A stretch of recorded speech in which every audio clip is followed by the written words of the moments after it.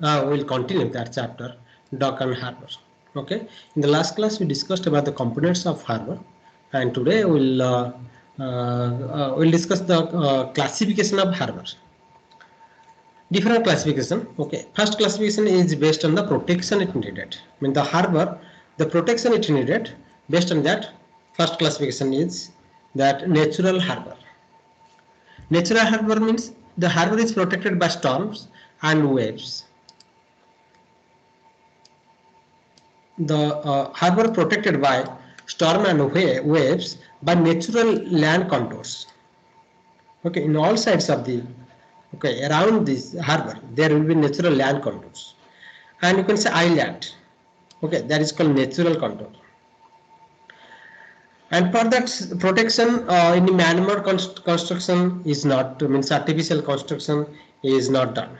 Okay, it's natural. There is the protection is natural.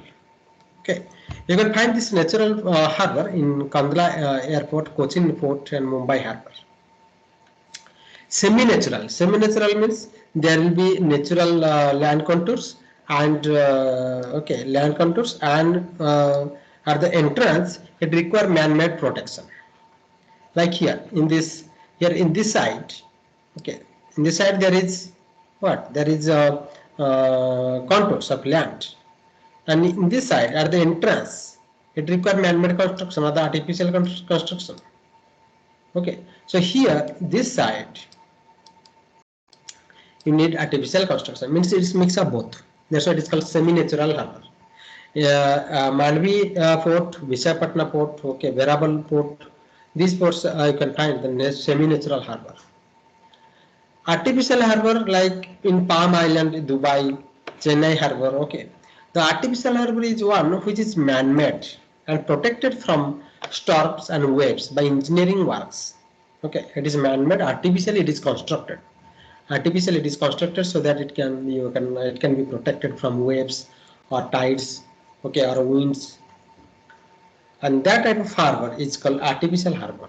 Okay, Palm Island, Dubai, Chennai harbor. Yes, both are example of the artificial harbor. Okay, so this is about the classification of harbor based on the protection it needed. Okay, next is based on the use. First one is commercial harbor. Commercial harbor means it is used for commercial purpose, like loading and unloading of cargo. Okay, in Chennai harbor is one type of commercial harbor. Okay, that harbor is called commercial harbor. Refuge harbor means during any natural calamity like in a storm. Okay, if for relief work, if the ships are used in the harbor which is used. Okay, that harbor is called refuge harbor, and these are used as a haven for ships in a storm. Okay, it may be part of commercial harbor, means that harbor can be used for commercial purpose, but specifically that is developed for the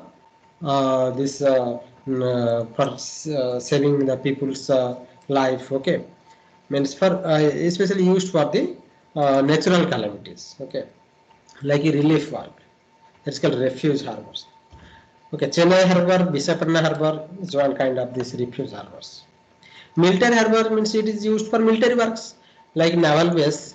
It is a naval base for purpose of accommodating naval ships or vessels, and it serves as a supply depot.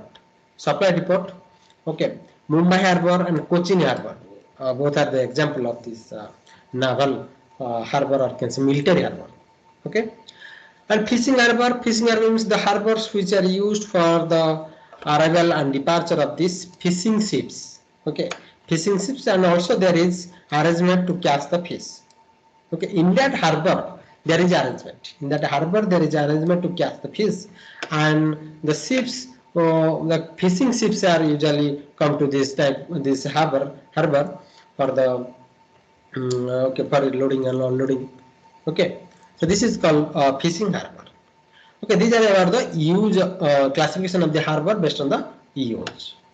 Next classification is based on the location.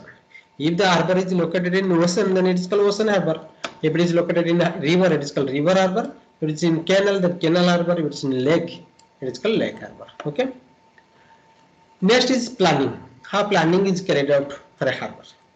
How construction, before construction, what are the factors should be taken into consideration? Okay, so first it should topography survey should be carried out. It is necessary to carry out a topographic survey of the neighborhood, including the foreshore and the depth of water in the vicinity. Okay, not only in the harbor portion but also in the vicinity area also. The topography survey and the depth of water needs to be studied. The boring should be taken to ascertain the character of the ground. The ground character should be studied. Okay, for that boring is required. The boring on land should also be met. It's saying that the land in the water in this portion, also in the land in the water means in the land, the boring is to be carried out to know the probable subsurface condition. To know the subsurface condition, okay, on the land and on the water. Okay, the boring is carried out. The existence of sea insects. Okay, there may be different kinds of insects, very harmful insects. Okay, which undermine the foundation should be noted. Okay, there may be some insects which may destroy the foundation. Okay, that should be studied. The problem of silting and erosion, which is a major problem. Silting and erosion, because the water is salty and it may causes erosion. Okay, because salt water may causes more erosion. The silting and erosion of coastlines should be carefully studied.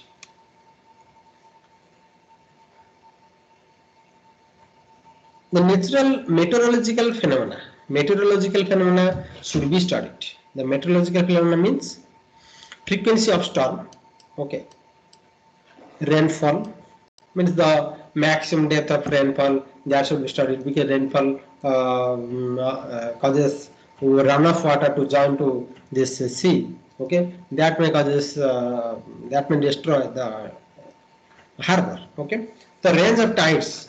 Okay, the depth of tides, that should be the maximum and minimum depth of tides, that should be studied. Maximum and minimum temperature is required to be studied. Okay, direction and intensity of winds. Okay. In winds is required to be studied, because the ships is in the entrance. The ships usually goes into this harbor, okay, through the entrance, and that the wind plays a major role, crucial role. So that should be studied. Humidity, direction and velocity of currents. Okay, the current of water, that should be studied, because that will be help for the movement of ship. Okay, so that's why these are the meteorological phenomena is required to be studied for a harbor planning. Next is the factors which are considered for the site selection.